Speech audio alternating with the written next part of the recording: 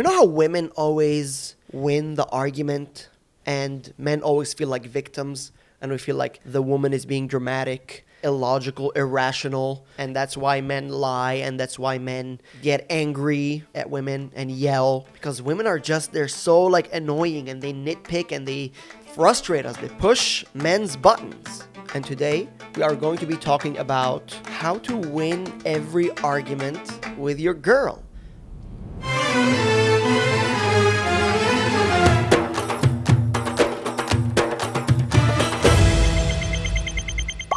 So there's 8 steps or 7 steps, and the truth is it's one step, but there are certain guidelines around that one step in order to ensure that arguments do not go out of hand and that the fire is put out before it consumes everything.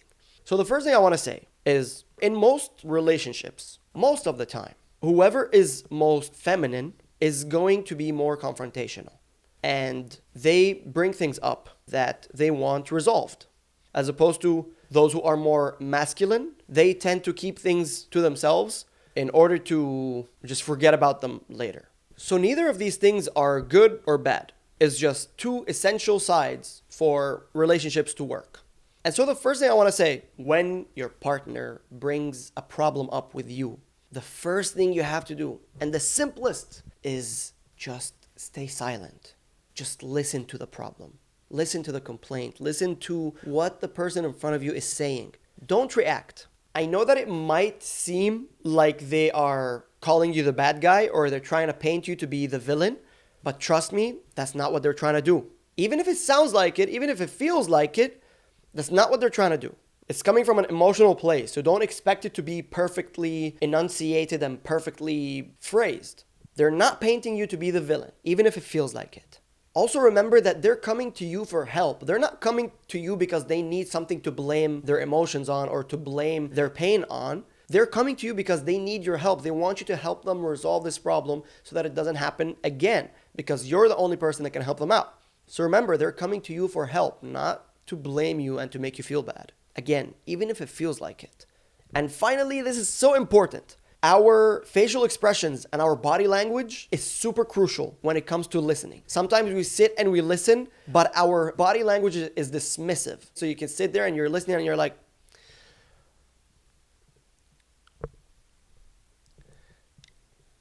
just because you're silent and you're listening doesn't mean you're not doing any damage. Just sit there, be silent, and don't react. Just listen to what they have to say. If they're getting hints or cues that you are already rejecting what they have to say, then everything falls apart. Their approach is going to get more and more aggressive or more accusational. So be silent, listen, don't react. The second and most important thing is validating the other person's emotions. The person came to you in an emotional state. They're expressing a problem to you that bothered them, and they feel like you can help them out. And so the first thing that you need to do, not only as a human being, but also as that person's partner, is you need to validate their emotions. Let me make one thing clear. Validating someone's emotions is not an admission of guilt. It's not the equivalent of saying, you're right, I'm wrong, I'm a horrible person, you're like an angel. That's not what that means. Validating someone's emotions is just letting them know that you see them, see their emotions. You sympathize with their human experience. I'm not saying I empathize with it and I'm feeling the same feelings as you. No, I'm just saying I see it and I've been there with other things and I comprehend what you're going through. Very basic. It's not an admission of guilt. It's just saying that you're a human being with emotions and you acknowledge other human beings have emotions too. Don't jump to defending yourself, justify your actions and your behavior. Emotional people do not respond to logic. Logic is one thing, emotions are a completely different thing, and they don't overlap most of the time. So don't try to just like be logical or be defensive or use arguments or counter arguments. That's not the fucking point. You listened, you didn't react, and now is the time to show the person that you understand their emotions. That's it. It's not the time to defend your actions. Whether you think you're right or wrong, whether you think they're painting you as a villain or not, it doesn't matter. If a hug is what they need to validate their emotions, hug them. If a nice word is what they need to validate their emotions, tell them a nice word. If silence is what they need, give them silence. If saying that you feel sorry that they have to experience this at this time, then tell them that you feel sorry. Whatever it is, give it to them. Not an admission of guilt. These first two steps, being silent and unreactive, and then validating someone's emotions, will most likely put the fire out immediately. So now, it's time to actually be honest with your partner and with yourself.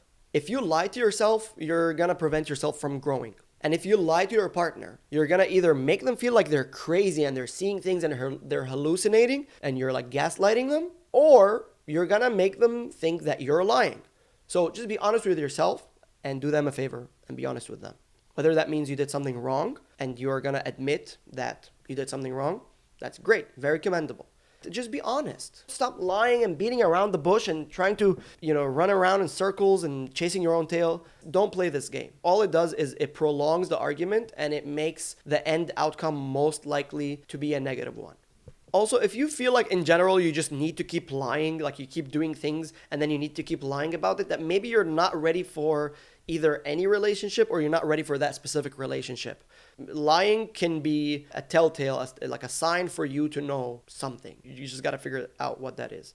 So just be honest. Now, the fourth thing is if you are actually being honest with yourself and with the person and you know that you did something wrong, apologize.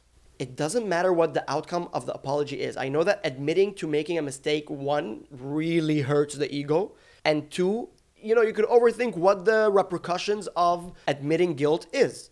Are they going to leave me? Are they going to not trust me ever? Are they going to always question me? Are they going to ever look at me the same again? Is this going to break the relationship? So you don't know what telling the truth is going to lead to, the consequences. And so you say to yourself, I'm going to lie and then I'm going to work on it behind the scenes. And then eventually the problem is going to disappear. No. Accountability is very important. If you're not holding yourself accountable and if the other person is not holding you accountable, the chances that you are going to work on yourself are slim to none. Okay? Don't lie to yourself. Let's be honest. Deal with the consequences of your actions. Be honest. Apologize. If you already told the person that you did something wrong, then it's just your moral obligation to apologize about that too. And although an apology doesn't really matter, because you can apologize and keep doing the same mistake over and over, but it symbolizes acknowledgement, taking responsibility and accountability, and it symbolizes that you are going to work on yourself because you put yourself out there in a vulnerable position and the chances that you are going to work on yourself is higher. So you apologize and you promise the person that you are going to work on yourself and actually do. If you didn't do anything wrong though, then you don't need to apologize. You can skip this step. Like this step is conditional. You don't have to apologize for something that you didn't do, but you can always express that you feel sorry that the person is feeling this way or that you might have played a part in them feeling this way. Whatever it is, however it is, even if you didn't intend it, it's still an honorable and a nice thing to do. Say, I'm sorry if I made you feel that way. I didn't mean to. That's just something decent to do. Both of these apologies, when they come up as genuine, they have a great effect on the end result of the conversation and how the argument goes.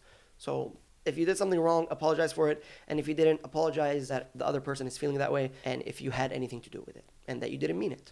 Now, after they've calmed down, if you've done everything right, you can then start to reflect on their logic. If you feel like they drew the wrong conclusion, tell them why you think they drew the wrong conclusion and give them your side of the story. Now that they're less emotional, they're going to be more receptive to reason, to logic, and to explanations. They will be more willing to listen to your side of the story. At the beginning, they don't give a fuck what you're going through, what you're thinking, right? Because they're emotional. Everything calmed down. They're now willing to actually listen. And because you listened to them and you validated them, the chances that they will do the same to you are extremely high. Versus at the beginning, if you immediately get defensive and you try to explain yourself, they're going to be like, well, what the fuck? They got defensive, they explained themselves, they didn't validate my emotions. Why the fuck would I do the same to them? So that doesn't make sense, right? So if you did everything right, now you could actually tell them, well, I feel like maybe your judgment was a little harsh, or it wasn't accurate, or it didn't reflect what was actually going on. And I feel like I want to tell you at least my side of the story. You can get a better idea of what went down or what happened. And obviously, if their conclusion was right, then you could always tell them, and you were right about all of these things. You said this and that's actually what happened, and I'm sorry. That's fine, and you were right. That's totally fine too. You don't lose anything by being honest, by owning up to your mistakes. It only builds you up. It doesn't tear you down at all. The only thing that actually tears you down is holding on to your ego and risking good relationships and hurting people and risking your growth because you don't want to scratch your ego. That's the only thing that actually makes you lose. But owning up to a problem, apologizing, validating someone's emotions, these are all a winner's traits. Now, as for future steps, if there's anything that you could do to improve, just let them know that I did this wrong. And I promise moving forward, I'm going to be more aware, more conscious. I'm going to put more effort into making better decisions, saying less hurtful things, how I talk to this person, what I do with that person. So if you feel like there's anything that you could do to prevent this from happening in the future, then just acknowledge that and say that, I'm going to work on XYZ. That gives them a sense of reassurance to know that their message came through and you received it well and that you're going to improve. And this gives them some hope for the future. And then if you do the same mistake again, they will not react badly because they know you're trying to at least put some effort to work on it. Versus if you said, I'm not going to work on it, and you keep doing the same mistake, every time they're going to be equally as angry. But if you say, I'm trying to work on it, they'll cut you some slack next time, second, third, fourth time. Even if it keeps happening, if they see little bits of improvement and they feel like you're fulfilling or delivering on your promise, they're going to be less angry and less frustrated, and they're going to cut you some slack. And then this argument is not going to come up as often because they have more patience with you now. And if you feel like you've done nothing wrong, you just let them know that you did nothing wrong and there's nothing for you to work on. And that gives them room to set expectations and to know what decisions they want to take at that point. Because you don't want them thinking, okay, you're going to work on yourself and be better, and you're actually not. This just is going to waste time, and it's going to postpone the inevitable, which is probably, if this is a big enough problem, the relationship is not going to work out. So just let your future plans be known, whether you want to improve or if you don't, so that both of you can take the right steps moving forward.